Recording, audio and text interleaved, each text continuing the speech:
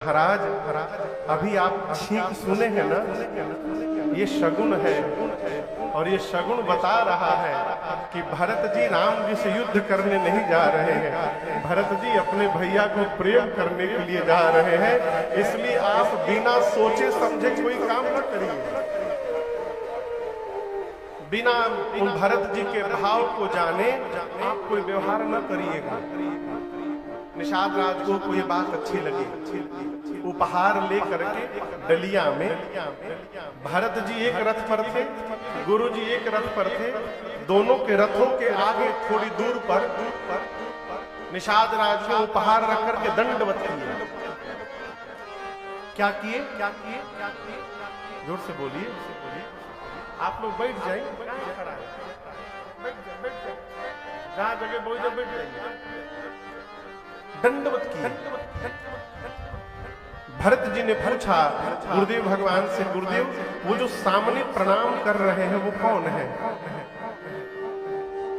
गुरु जी ने कहा आपके भैया के सखा है, उनका नाम निषाद राजगुह है, राम सखा है। गोस्वामी जी कहते भरत जी सुने तो कूद पड़े रथ से, ए जी राम सखा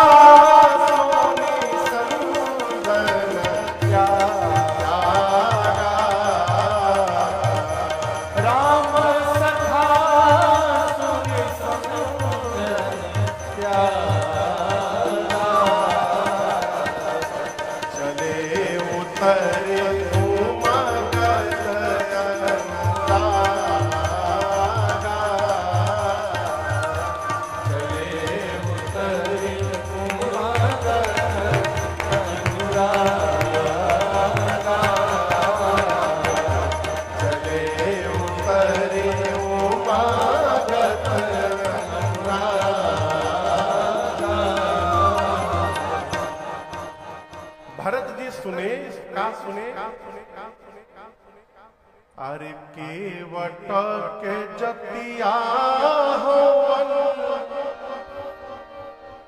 मोर भैया के संगतिया, अरे इतना बतिया सुन के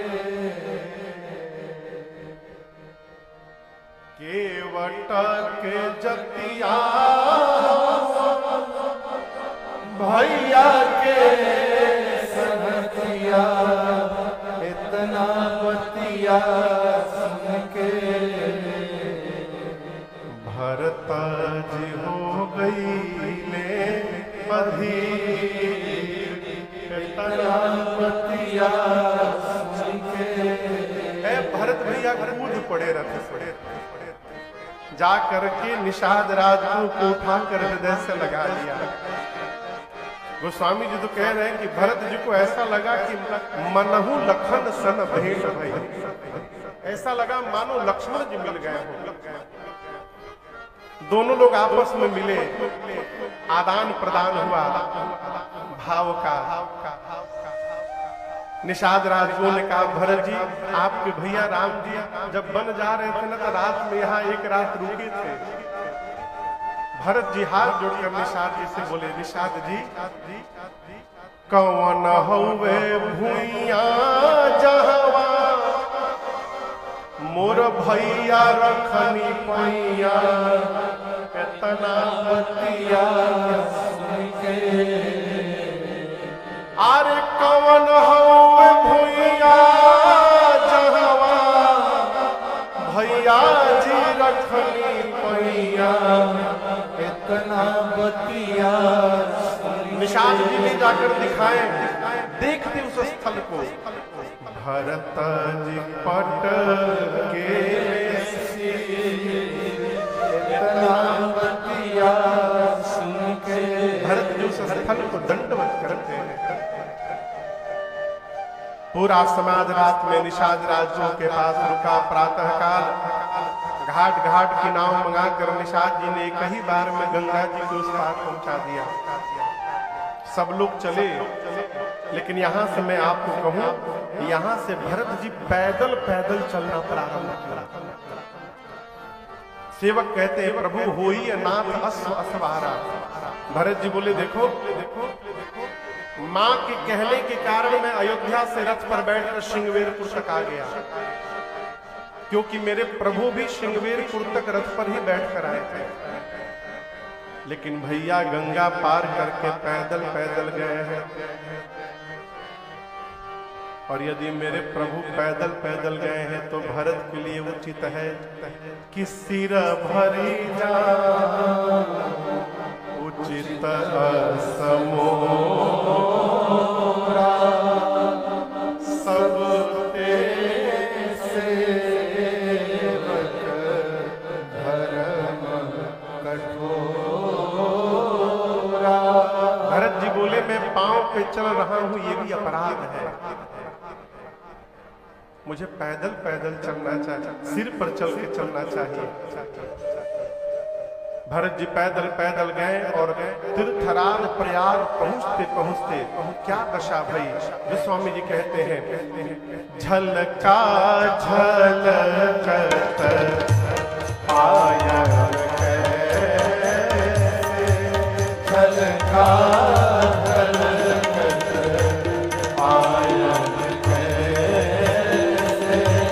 पंकज कोश कोश कर्ण जैसे पंकज कोश कोश कर्ण जैसे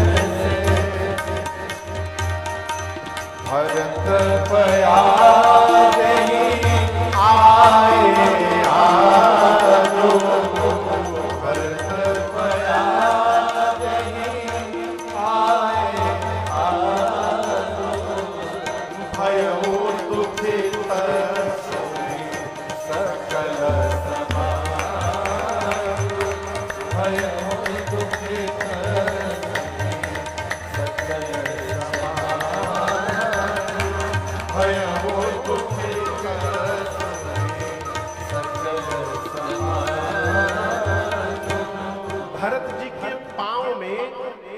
छाले निकल गए, झलका झलकत पायन कैसे जैसे पंकज कोश ओश कण जैसे। जाड़े के समय में देखिए पत्तों के ऊपर ओस की बूंदें चमकती है,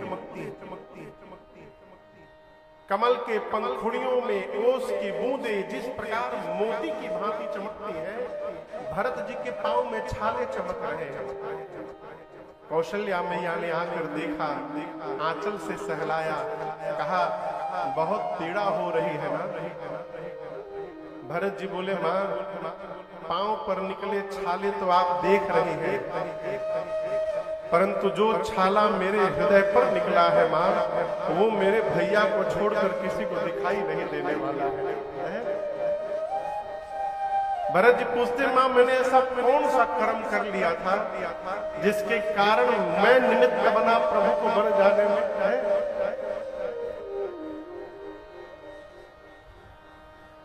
कर्म पटकल सफेड़ा पर से, फेड़ा बुझाता का कौन कर्म कैले रही कि हम पेड़ पर से गिर गनी माई। करम पटकल सफेड़ा पर से बीछी मरल समाई,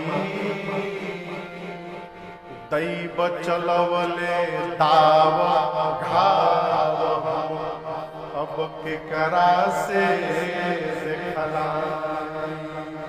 ए माई लोग कही की ढोंग करत बा, दुनिया हंसी उड़ाई,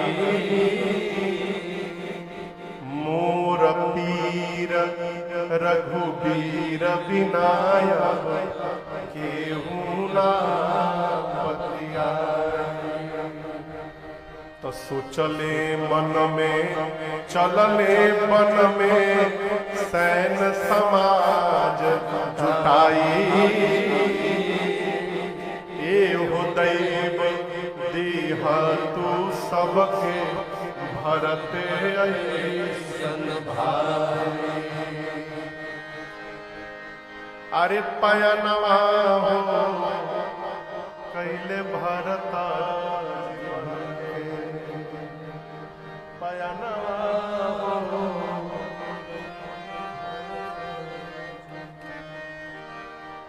उसी परिस्थिति में भरत जी ने सबकी सूचना ली।